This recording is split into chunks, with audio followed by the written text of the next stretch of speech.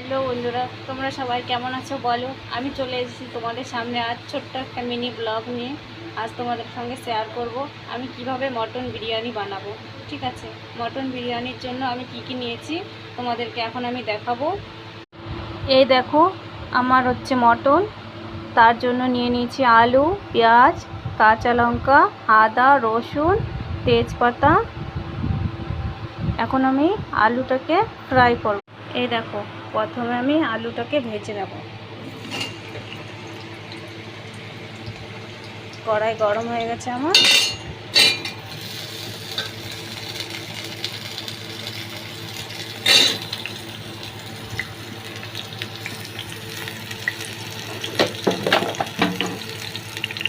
সামান্য একটু নুন দিয়ে দেবো।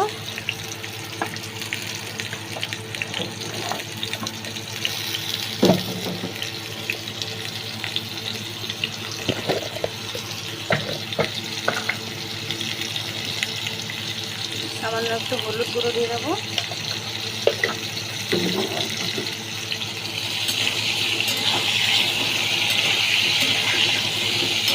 তারপরে নেড়ে চেড়ে রেখে দেবো। হালকা আছে থেকে ভেজে নেব।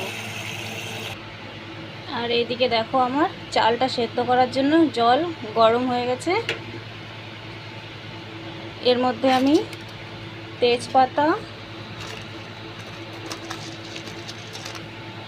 কাঁচা লঙ্কা, এলাচি, লবঙ্গ,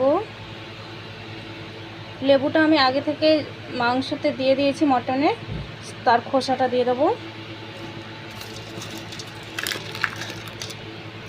সব দেওয়া হয়ে গেছে আমার।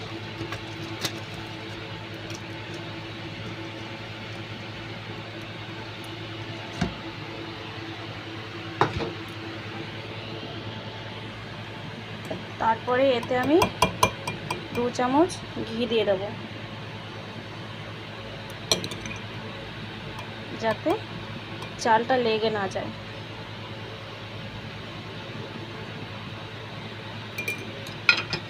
তারপরে আবার জলটাকে ফুটিয়ে নেব।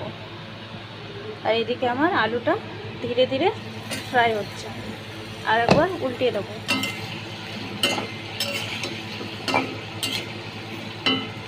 এমনভাবে ভাজবো যাতে আমার ভাজতে ভাজতে আলুটা সেদ্ধ হয়ে যায়।